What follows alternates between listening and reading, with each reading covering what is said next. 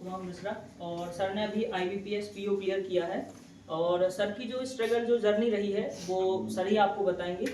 बस सर का जो आने का पर्पज़ ये है कि जो इन्होंने नॉलेज हासिल किया है या जो चीज़ें जानी हैं या जो इनका स्ट्रगल रहा है और ईमानदारी से जो जो इन सर ने चीज़ें की हैं वो आपको सारी चीज़ें ऑनेस्टी के साथ बताएंगे। ठीक है, तो जो बच्चे बैंकिंग में गलती करते हैं या फिर जिनका मेंस में दिक्कत होता है या इंटरव्यू में दिक्कत होता है या फ्रेशर होते हैं, कोई रिपीटर होता है, उन सब के बारे में सर आपको बताएंगे कि आपको क्या गलती नहीं करनी है जो सर ने की है। ठीक है, तो मैं ज़्यादा नहीं बोलूँगा, सर आपको सारा चीज़ें समझाएंगे। सर ने कल पूरी मेहनत की है आपको PPT बनाने से लेके सारी चीज़ों को, है ना। तो कल सारे दिन सर PPT बनाते रहे हैं और सर आपको एक एक चीज़ बताएंगे और विद प्रूफ के साथ। ठीक है, तो एक बार सर के लिए पहले जोरदार clap thank you. Good morning, मेरा नाम शुभम कुमार मिश्रा है और मैं तो मैं कोई यहाँ पे फैकल्टी मेंटोर कुछ नहीं हूँ। मैं आप ही की तरह एक कैंडिडेट हूँ जो बहुत ही क्लोज आया है सिलेक्शन के, और क्योंकि रिजल्ट आ चुका है तो सोचा टाइम क्यों ख़राब करूँ। आप लोगों की कम्युनिटी अवेलेबल थी यहाँ। मैं बेसिकली जबलपुर से हूँ, तो मैंने सोचा आप सबसे इंगेज करने के लिए, कम्युनिटी में बने रहने के लिए एक प्रयास करते हैं। तो thank you sir, Suraj sir, आपने मौका दिया, मुझे प्लेटफॉर्म दिया बात रखने का। और जो भी गलतियां सर ने बिल्कुल सही किया, मैंने बहुत मिस्टेक्स की हैं, तो उनका मैं एक कंपाइलेशन बना के ला जाऊँ कि क्या क्या आप बच सकते हैं, कहाँ आप थोड़ा स्मार्ट खेल सकते हैं, वो सारे मेरे एक्सपीरियंस में शेयर करने के लिए आया। तो बहुत बहुत धन्यवाद, आप सबने मुझे मौका दिया। आप लोग कुछ नाम मेरा डिस्कस कर रहे थे कि एक्स्ट्रा A क्यों है, तो मैं क्लियर कर देता हूँ। प्रोनाउंस शुभम ही करते हैं। मेरी माता जी थोड़ा सा न्यूमरोलॉजी वगैरह में विश्वास रखती थी, तो उन्होंने बचपन में करवा दिया था। अदरवाइज मैं बिलीव नहीं करता, एफर्ट्स ही मायने रखते हैं। BTech mechanical SRM Chennai. Defence का मुझे शौक था, इंटरेस्ट था मेरा, तो मैंने 2 साल डिफेंस परस्यू किया है बीटेक के बाद अपने। वहाँ पे अल्टीमेटली मेरा नहीं हो पाया, फिर कोविड लॉकडाउन आ गया था। लॉकडाउन में मैंने यूपीएससी की तैयारी करी घर से, ऑनलाइन प्लेटफॉर्म से। और क्योंकि ऑनलाइन पढ़ते पढ़ते 6-8 घंटे की क्लास करते करते मेरा घर पे पढ़ने का रिदम बन गया था, तो फिर मैंने बाहर एक्सप्लोर नहीं किया, और ये बहुत बड़ी गलती थी। मैंने ऑनलाइन सोर्सेज पे ही ज़्यादा प्रेफर किया, तो मेरे मल्टीपल सोर्सेज हो गए। तो ये एक बहुत बड़ा लेसन है कि अगर आपको ऐसा सेटअप मिला है, आप क्लास में जाए बैठ पा रहे हैं, आपको एक कम्युनिटी मिली है, तो आपको बहुत अच्छा प्लेटफॉर्म मिला है कि आप भटके नहीं, आपको सही जगह सही सोर्सेज मिल रहे हैं। घर पे बैठ के एक अटेम्प्ट तो मेरा बहुत ही ज़्यादा डिस्ट्रैक्टेड गया है, कि मैं बहुत डिस्ट्रैक्टेड था कि मैं कहाँ से करूँ, क्या करूँ। तो आप लोग बहुत लकी हैं कि आप लोग यहाँ पे हैं, अच्छे गाइडेंस हैं, मेंटोर्स हैं, तो आप लोग उसको यूटिलाइज करिएगा। सर ये असिस्टेंट होता है, ठीक है। ये जस्ट मेरा SSB के जो मेरे इंटरव्यूज दिए हुए हैं उसमें ये मेरी प्रेजेंस है, जस्ट टू शो यू कि खाली नहीं बैठा था इलेक्शन के बाद, मैं कुछ कर रहा था। फिर ये मेरा इस बार का रिजल्ट है मेरा IBPS PO का 45.62 मेरा आया है रिजल्ट, और ये अभी मैं वेटिंग कैटेगरी में हूँ, रिजर्व लिस्ट में। 0.49 से I am in the reserve list right now. तो hopefully first second list clear हो जाएगी तो आई विल बी इन। ये मेरे इंटरव्यू के मार्क्स हैं 81। ये मैंने ChatGPT से टेबल बनवाया था कि मेरे कितने मार्क्स आएंगे कि मेरा इंटरव्यू वो कैसा रहेगा। तो 81 मार्क्स मेरे इंटरव्यू में हैं इस बार के। और ये इस बार का हमारा UR कैटेगरी का, मैं जनरल से हूँ, तो UR कैटेगरी का हमारा ये है, और ये हमारी वेटिंग लिस्ट यहाँ से शुरू होती है। ठीक है, तो ये मेरा इस बार का, इस साल का मेरा पोजीशन है। किसी को कुछ पूछना है यहाँ पे, कुछ डाउट है? चलें आगे, ठीक है। मैंने IBPS PO 2024 में दिया हुआ था, ये उसकी परफॉर्मेंस है। Reasoning, GA, English, DI maths, ये मेरा क्लियर नहीं हुआ था, और इन चारों सब्जेक्ट के मेरे स्कोर ये रहे टोटल ऑब्टेन स्कोर। ठीक है, ये मेरा इस साल का IBPS PO 2025 का मेरा स्कोर कार्ड है। ये मेरे अटेम्प्ट्स हैं। एग्जाम हॉल में मैं एक्स्ट्रा फोटोग्राफ लेके जाता था, क्योंकि कई बार हम एग्जाम हॉल से निकलते हैं तो अपने हाथों में अटेम्प्ट लिखते हैं, उसमें क्या वॉशरूम गए, हाथ पोछा, कुछ किया तो वो मिट जाता है। सजेशन ये है कि आप एक एक्स्ट्रा फोटोग्राफ ले जाइए, वो अलाउ कर देंगे। जैसे ही आपका एग्जाम पूरा होता है, आप फोटो के पीछे रीजनिंग, GA, इंग्लिश, DI और ऐसे डिस्क्रिप्टिव सेक्शन के अटेम्प्ट्स लिखिए। तो ये 2 नंबर के जो सवाल है, 6 दूनी 12, 5 17, 6 दूनी 12, 11 23, 12 दूनी 10, 27 37, 3 दूनी 6, 3 9। तो ये मेरे 86 नंबर्स का मैंने अटेम्प्ट किया था। उसमें से मेरा जो ये 82.75 मेरा अलॉन्ग विद ये डिस्क्रिप्टिव मिला के, ठीक है। तो ये मेरा इस बार का परफॉर्मेंस है। GA के स्कोर आप थोड़ा मैं एम्फसाइज दूंगा, बहुत इंपॉर्टेंट है। 2 नंबर कट ऑफ गई थी, मेरे 12.25 आए थे। इस साल 2 नंबर कट ऑफ गई थी, मेरे 19.25 आए थे। तो GA आपको बहुत ज्यादा वेटेज देती है, लीड देती है। लोगों को मैंने देखा है बहुत कि दुआ कर रहे होते हैं ग्रुप्स पे कि भैया 2-3 नंबर कट ऑफ है तो 4-5 अटेम्प्ट हो जाए, या लोग ऐसी भ्रांति बना लेते हैं कि जो बहुत पढ़ के जाता है 6-6 महीने उसके भी सेम नंबर आते हैं, 5-10 नंबर, जो नहीं पढ़ता है उसके भी उतने नंबर आते हैं। तो ये बहुत बड़ा मिसकंसेप्शन है। आपकी स्ट्रैटेजी अगर सही है तो जीए आपको बहुत अच्छे स्कोर दे सकती है। तो ये मैं आपसे कहना चाहूँगा। दूसरा ब्लंडर इस बार के KPSQ में बहुत लोगों के साथ हुआ है जिनकी रीजनिंग स्ट्रांग है, मैथ स्ट्रांग है, जो मैंने ऑब्जर्व किया है, मेरा पर्सनल एनालिसिस है, सब लोगों को मैं पॉइंट वो नहीं कर सकता, पर जिसके मैथ्स में 36 अटेम्प्ट थे, रीजनिंग में 30 अटेम्प्ट थे, उसको भी इस बार नंबर मिले हैं, कम होके मिले हैं, 25-26 ऐसे नंबर्स मिले। तो सेम मेरा कंडीशन है। मेरे अटेम्प्ट आप देखेंगे इंग्लिश में 37 अटेम्प्ट है आउट ऑफ 40, लेकिन मुझे मार्क्स कितने मिले? जस्ट 27। इस बार ये ब्लंडर हुआ है, या तो ये नॉर्मलाइज किया गया है, या बहुत ज़्यादा नेगेटिव मार्किंग हुई है, वो मैं नहीं समझ पा रहा हूँ। बट ये मेरे लिए बिलीव करना बहुत डिफिकल्ट है, क्योंकि इतने कम मार्क्स मेरे मॉक में भी कभी नहीं आए। Even in mocks also scoring above 33-34 regularly. So it was very hard for me to believe कि 27 नंबर्स कहाँ से आ गए। और अगर मुझे ये 37 मिल गए होते तो मेरा जो ओवरऑल टोटल है वो 82.75 हो गया होता। तो I would have been well in confirm list, waiting list में नहीं होता मैं, मेरा कंफर्म नहीं हो जाता। ठीक है, तो ये मेरा इस बार का अभी का स्टैंडिंग है। हाँ, इस बार मैंने NICL AOB दिया हुआ था, उसका मेंस का स्कोर कार्ड ये है। जैसे कि आप देख पा रहे हैं, इंग्लिश में 44.25 आउट ऑफ 50। तो मैं अपने आप को बिल्कुल भी शो ऑफ नहीं कर रहा हूँ कि मैं बहुत कोई इंग्लिश में तो अच्छी हूँ, ऐसा कुछ नहीं है। बट जो आपका स्ट्रेंथ है, जो आपका स्ट्रॉन्ग सब्जेक्ट है, जब आपको उसमें नंबर नहीं मिलते हैं तो कहीं ना कहीं आपके कान खड़े करता है कि यार इतना बड़ा ब्लंडर कैसे हो गया। ठीक है, तो ये रही। इसमें मेरे क्वांट में मेरा सेक्शनल कट ऑफ नहीं क्लियर हुआ था, जिसकी वजह से 102.25 समथिंग इसकी कट ऑफ गई थी NICL AO की। तो ये मेरा NICL AO का रुक गया था, अदरवाइज मेरा ये भी क्लियर हो जाता। ठीक है, यहाँ पे किसी को कुछ डाउट है, कुछ पूछना चाहता है कोई? यहाँ पे कोई भी डाउट, किसी को भी कुछ क्लैरिफिकेशन चाहिए? स्ट्रेटजी क्या रहेगी आपकी? हाँ, हमें भी उस स्ट्रेटजी पे आएंगे। अभी मार्क्स वगैरह में किसी को तो कोई दिक्कत नहीं आई है। चलिए ठीक है। हाँ, importance of descriptive section and interview marks. पहले आप एक ये चैट पढ़िए, हमारे टेलीग्राम ग्रुप पे जो कम्युनिटी है हमारी रिव्यू कैंडिडेट्स की, उसमें एक कैंडिडेट है, गर्ल कैंडिडेट है, आप उसका मैसेज पढ़िए जो मैंने मार्क किया हुआ है। पढ़ पा रहे हैं? पढ़ लिया आपने? आप देख रहे हैं मेंस में जिस कैंडिडेट की 20 नंबर 19 नंबर की लीड है, वो रिजर्व लिस्ट में है। क्यों? क्योंकि उसके इंटरव्यू नंबर 54 है। तो ये आपको शो करता है कि आप किसी भी एस्पेक्ट में कंप्लेसेंट नहीं हो सकते। कहीं पे भी आपने लापरवाही की, आप इंटरव्यू में कम हो गए या आप डिस्क्रिप्टिव में कम हो गए, तो आप बाहर हो जाएंगे। और मैं ढूंढ रहा था, मुझे और चैट्स मिले नहीं, ऐसे बहुत चैट्स हैं जहां पे कैंडिडेट के इसमें कम है, कैंडिडेट के डिस्क्रिप्टिव में कम हो गए। मतलब वो कैंडिडेट टॉपर है, उसने अच्छे खासे नंबर लीड करनी है, लेकिन उसका 10 नंबर कट ऑफ जाती है ना इसकी डिस्क्रिप्टिव की, 10 में से उसके 5 आए 6 आए, तो despite performing very well he could not clear descriptive, और डिस्क्रिप्टिव क्लियर नहीं होता पूरा ही उसका परफॉर्मेंस बाहर हो गया। तो दिस इज टू शो कि what is the importance of every section, not just your subjects, आपका डिस्क्रिप्टिव, आपका इंटरव्यू, इन सब पे आपको अच्छे से लीड करना, अच्छे से कमांड करना है, तभी आप सेफ हो सकते हैं। अदरवाइज आप कहीं ना कहीं आप फिल्टर हो जाएंगे। ठीक है, तो ये इंपॉर्टेंस है इसका। दूसरा, इस साल जो डिस्क्रिप्टिव सेक्शन में हुआ है उसके लिए टेलीग्राम ग्रुप पे मैंने एक पोल कंडक्ट किया था। उसमें उस ग्रुप में मेंबर्स तो बहुत सारे हैं, 1200 समथिंग है, पर वोट 313 लोगों ने किया। But this is just to give an idea कि क्या हुआ इस बार। जनरली आपने देखा होगा डिस्क्रिप्टिव में हर साल 15 से 20 अच्छा खासा स्कोर लोग ले आते हैं 25 में से। इस बार ऐसे था डिस्क्रिप्टिव में, और रीडिंग कॉम्प्रिहेंशन था, उसमें मार्किंग इतनी टाइट हुई है कि 15 नंबर सिर्फ एक कैंडिडेट ने क्रॉस किया है। 15.5 was the mark of one candidate. उसके अलावा हम सब ये 10 से 13 15 के बीच में पूरी जनता यहाँ पे भरी पड़ी है, 15 किसी ने क्रॉस ही नहीं कर पाया कोई। तो हमारे मार्क्स यहाँ भी मार्क आए हैं इस बार देखा जाए तो। अब उन्होंने चेकिंग कैसी की है, उन्होंने AI का यूज किया है, दैट इज देयर इंटरनल, वो हम उस पर नहीं क्वेश्चन कर सकते। But this is to show you कि आप में से अब लोग जो इस साइकिल में आने वाले हैं, अगले साइकिल में, आप बिल्कुल भी लापरवाही नहीं कर सकते। आपके पास अभी समय है, बहुत महीने हैं, आप पॉलिश करिए अपनी स्ट्रेंथ्स को, डिस्क्रिप्टिव को, इंटरव्यू को अभी से। लास्ट के लिए छोड़ेंगे तो पैनिक होगा।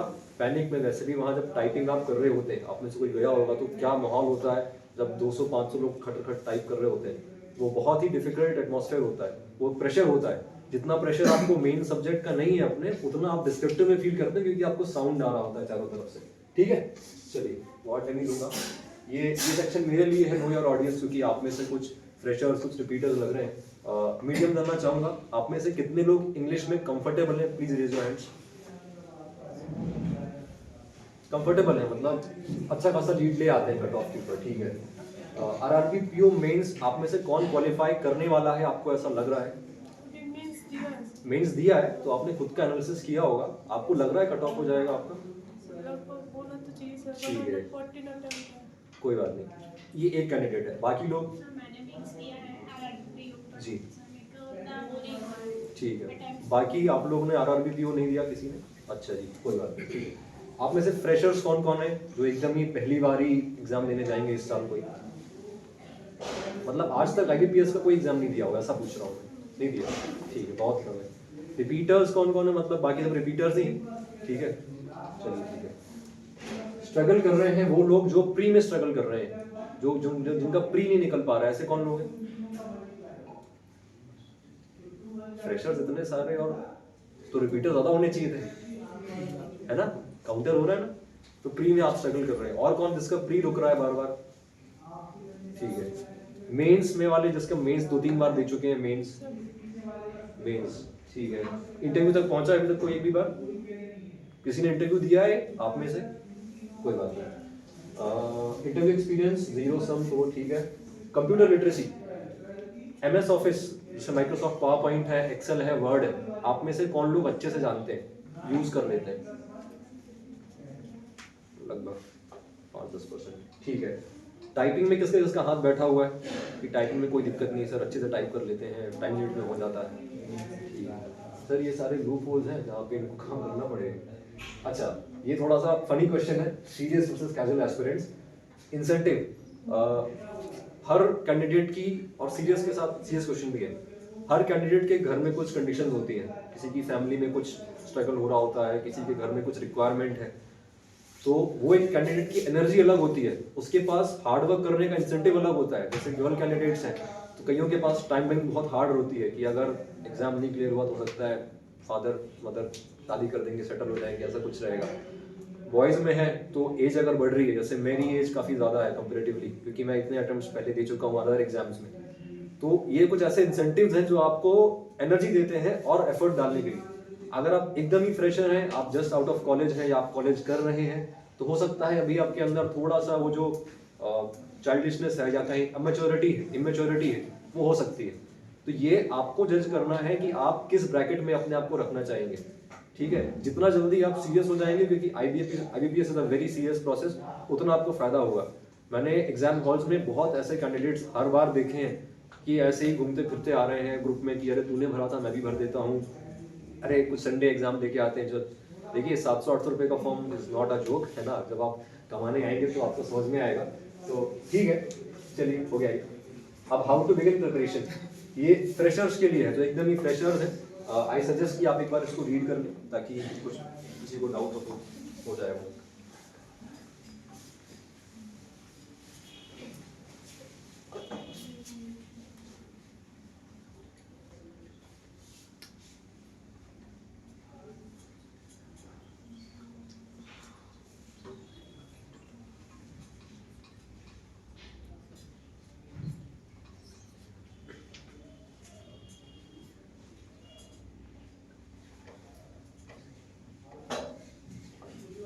ठीक है, चलिए अब जो मेरे हिंदी माध्यम के मित्र हैं, दोस्त हैं, उनके लिए मैं शॉर्ट में बताता हूँ इसको।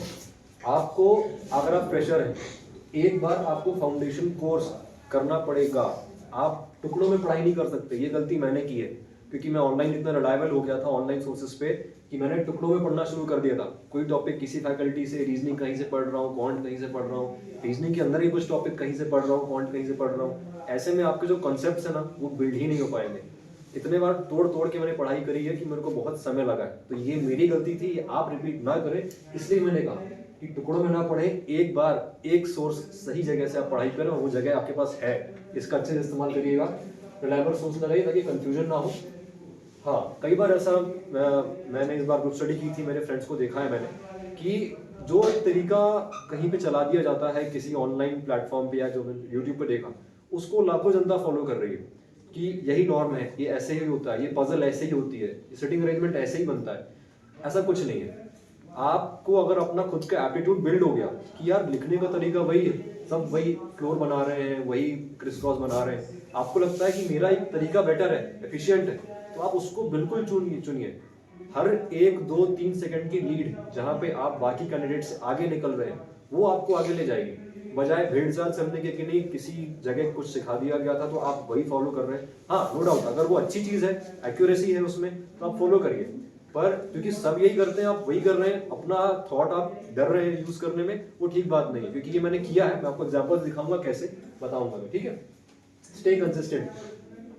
कोचिंग आप यहाँ पे है आपकी, कई बार मैंने फील किया है कि लोग सब बंक मार जाते हैं, एब्सेंट हो जाते हैं, घूमने चले जाते हैं, कुछ भी है। ये आपके कॉलेज की पढ़ाई नहीं है कि आपने नोट्स कॉपी कर लिए तो हो गया। ये एप्टीट्यूड है, बैंकिंग में एप्टीट्यूड लगता है, क्वांट भी एप्टीट्यूड है, रीजनिंग में एप्टीट्यूड है, सब कुछ एप्टीट्यूड है। अगर यहाँ पे आपके गैप्स हुए तो आपको बहुत बुरी तरीके से पनिशमेंट मिलेगी एग्जाम्स में, क्योंकि ये कॉन्सेप्ट्स हैं। तो आप रेगुलर रहिए, नियमित रहिए, रेगुलरली पढ़ाई करिए, इसके लिए इंपॉर्टेंट से मैंने इसको देके रखा, ठीक है। कॉपिंग नोट्स इज यूजलेस। आप नोट्स कॉपी कर रहे हैं रीजनिंग वगैरह के, यूजलेस है, किसी काम का नहीं है, उसको अच्छे से आप करिए, ठीक है। Try to plan your journey, entire journey till mains तक की परीक्षा की अपनी, जैसे अभी इस साइकिल में अभी आप है, आपका नया बीपीएस कैलेंडर आया हुआ है, आप कौन कौन सी परीक्षा देंगे, उसका प्री का है, उसका मेंस का है, उसका इंटरव्यू का है, वो पूरी जर्नी आप तीनों की अलग से बना बना के लिखिए। अभी आप किस स्टेज में हैं, आपकी कमांड सब्जेक्ट्स में कहाँ पे है, उसको आप बना के लिखिए।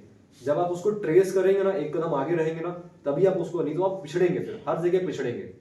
मेरे साथ हुआ, इसलिए बता रहा हूँ कि मेरा एग्जाम है अगले महीने, अगले हफ्ते, 15 दिन बाद, और मैं सोच रहा हूँ मेरे ये टॉपिक्स पेंडिंग है, मेरे ये टॉपिक्स पेंडिंग है। तो ये गलती आपको नहीं करनी, खासकर जब आपके पास ये एटमॉस्फेयर है, ठीक है। इसको अच्छे से यूटिलाइज करिए, एडवांस प्लानिंग करके चलिए, ठीक है।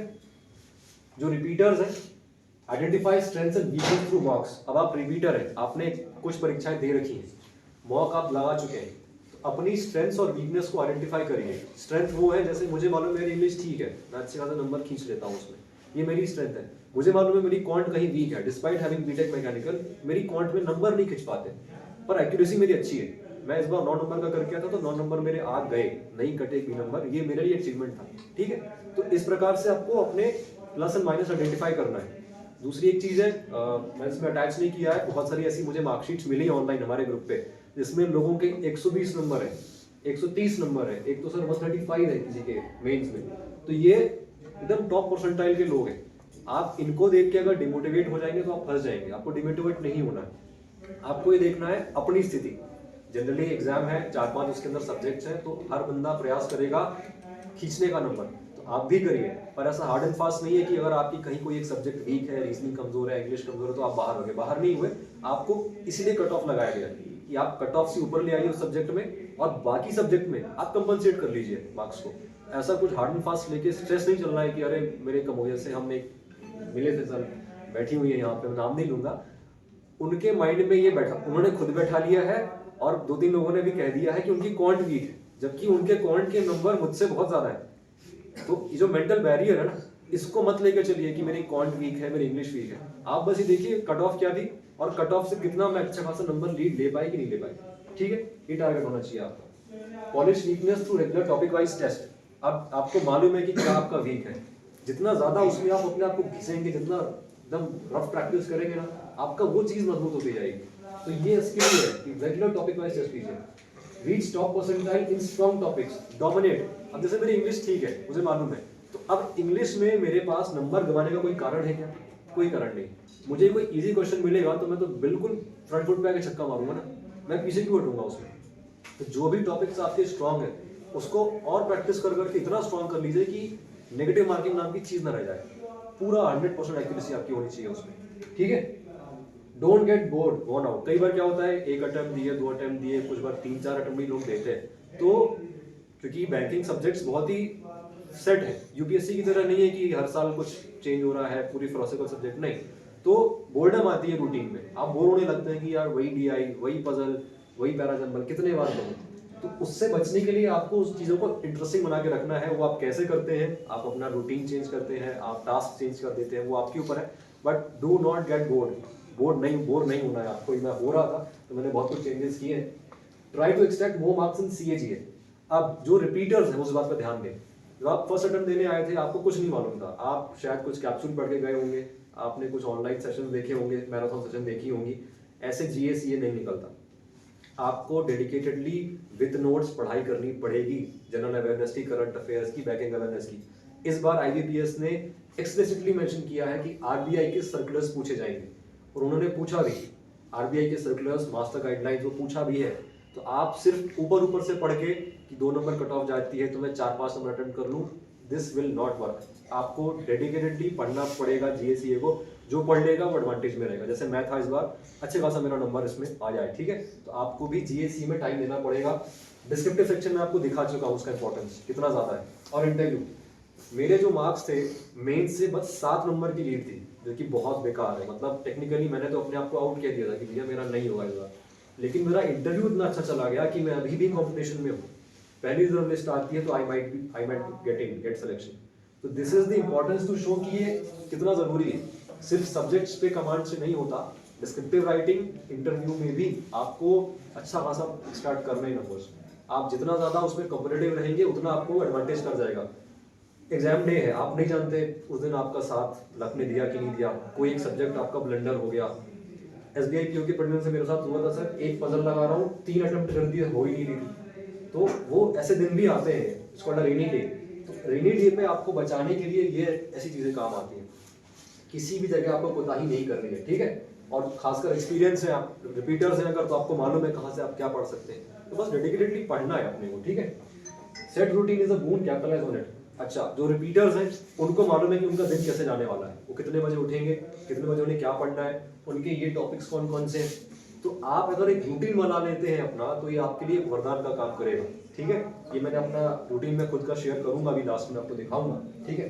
फिर never get complacent on daily task और डू योर रूटीन। अब रिपीटर है, 1-2 अटेम्प्ट दे चुके हैं तो लगता है हाँ ठीक है, वो सब्जेक्ट पढ़ा हुआ है, मालूम है वो टॉपिक पढ़ा हुआ है, तो ठीक है आज स्किप करते हैं, घूम आते हैं, कुछ घर में शादी ब्याह कुछ कहीं हो रहा था तो घूम आते हैं। ब्रेक आप लीजिए, पर आप कोताही मत करिए, आप कंप्लेसेंट मत होइए उसमें कि अरे वो तो ठीक है मैंने कर लिया है। नहीं, आप जब एग्जाम हॉल में जाएंगे ना, तब आपको एक एक दिन की कीमत पता चलेगी जो आप कहीं यहाँ वहाँ गंवा चुके होंगे।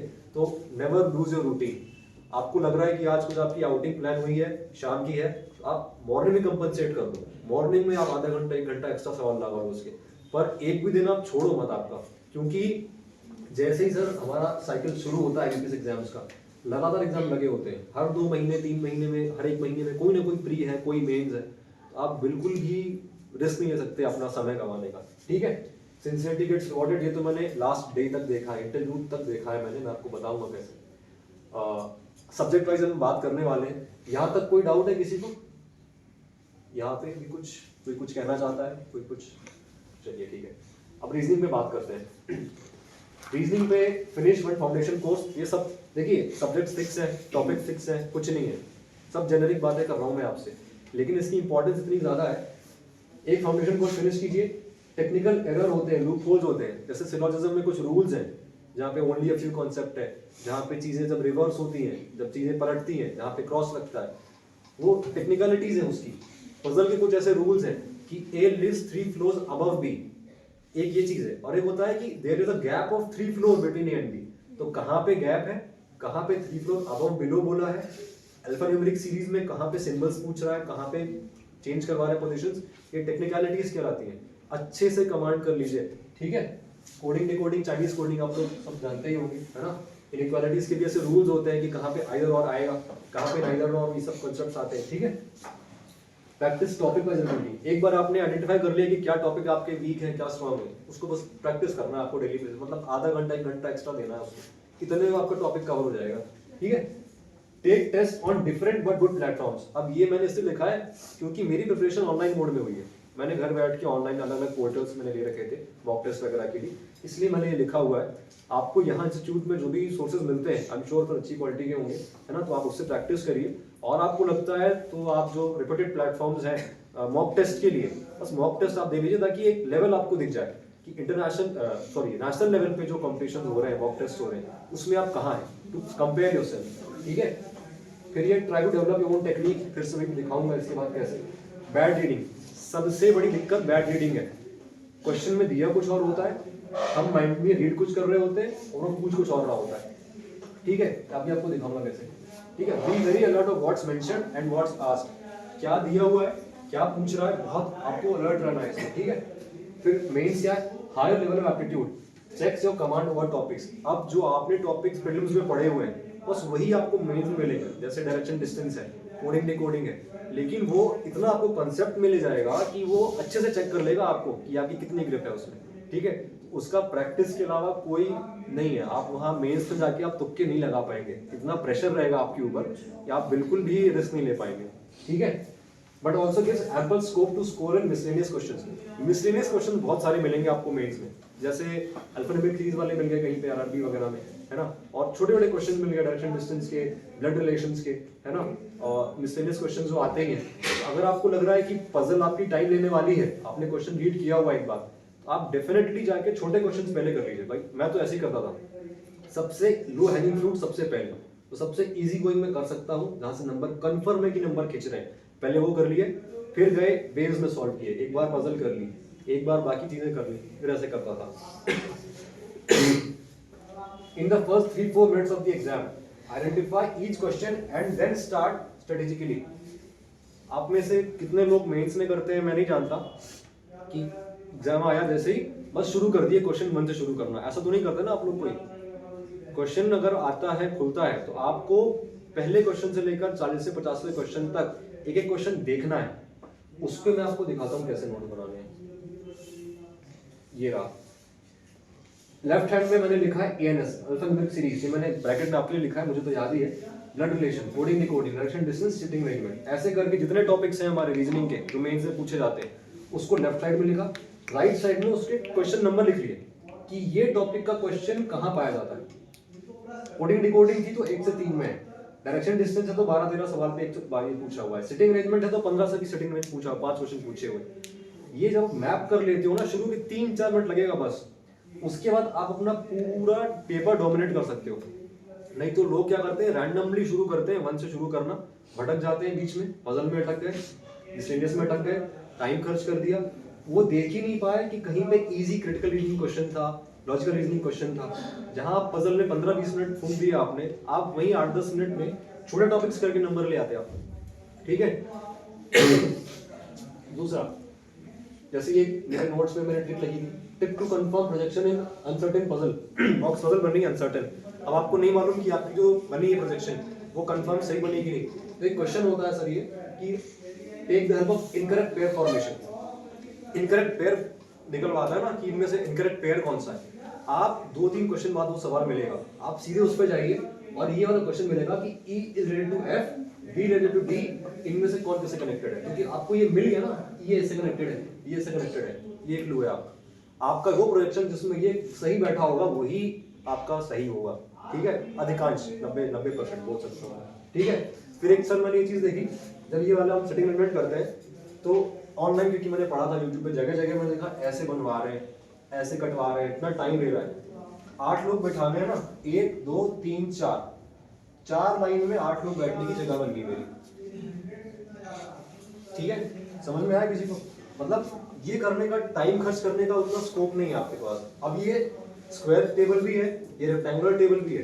रेक्टेंगुलर टेबल होगी तो भी ऐसे ही जाएगा ना, क्योंकि टॉप के तो यही 2 हैं, डायगोनल यही 2 हैं। ठीक है, फिर एक होता है, एक पजल आती है जिसमें आइटम और सिटी में वो वेरिएबल देता है कि ये पर्सन ये आइटम रखता है और इस सिटी का है, ये पर्सन ये आइटम नहीं रखता है और इस सिटी का नहीं है। उसको क्लासिफाई करने के लिए अब मैं पहले ABCD लिखूं फिर वो करूं, उससे अच्छा है कि मैंने पहले ही सॉर्ट कर दिया कि भाई ये पर्सन यहाँ है, इसके पास ये नहीं है, ऐसे करके मैंने फिल्टर किया हुआ है। तो ये जो मैं कह रहा था कि खुद की टेक्निक डेवलप करिए, ये वो है। नहीं तो आप फिर 2-3 अटेम्प्ट लगाएंगे, आप ऑटोमेटिकली समझ जाएंगे कि यार ये ऐसे होता है। ठीक है, तो आप मेरी तरह रिपीटर ना बने हार्डकोर, इसलिए मैं कह रहा हूँ कि आप खुद का अपना कुछ डेवलप करिए। अब ये क्वेश्चन है 1992 है, इसको लीप ईयर बना दिया 1992 को, और फरवरी को ऑड डे मंथ कर दिया, क्योंकि जनरली फरवरी हम लोग 28 डेज की मानते हैं, पर 1992 में फरवरी तो लीप ईयर बन गई, 29 डेज की होगी, राइट। तो यहाँ से ऑर्डर ऑफ पूछ लिया और ये मैंने मिस्टेक की थी। तो ये मेरे नोट्स में से मैंने कंपाइलेशन उठा के लगाया हुआ है, चिपकाया हुआ है, ताकि आप लोग एक पॉइंट, ठीक है। एक चीज होती है, अब देखिए मैं कह रहा था रीडिंग एरर, रीड करने की बहुत जरूरत है। सेकंड हाईएस्ट एंड लोएस्ट बोला था, इसको मैंने क्या समझा, second highest and second lowest, ये मतलब नहीं है नॉट इक्वल टू लगा इसमें। सेकंड हाईएस्ट एंड लोएस्ट दोनों अलग अलग टर्म्स है, वो सेकंड जो है वो अंदर मल्टीप्लाई नहीं हुआ था, तो ये ऐसी अंडरस्टैंडिंग्स है कुछ मेरी जो मैंने सीखा। फिर क्वांट की बात करते हैं, वही है, एक फाउंडेशन कोर्स करना पड़ेगा आपको, एक जगह से, एक सोर्स से, एक टीचर से करिए अच्छे से उसको, ठीक है। प्रिपेयर चार्ट्स, ये आई थिंक सबके पास होगा, स्क्वायर क्यूब का 30-40 तक का चार्ट होगा सबके पास, परसेंटेज ऑफ फ्रैक्शन कन्वर्जन का चार्ट होगा, पाई चार्ट की जब डीआई बना, डिग्री हो गया डीआई का, पाई चार्ट डीआई जब हम करते हैं, है ना, उसमें हम फ्रैक्शन कन्वर्जन करते हैं डिग्री से परसेंटेज वाला, है ना।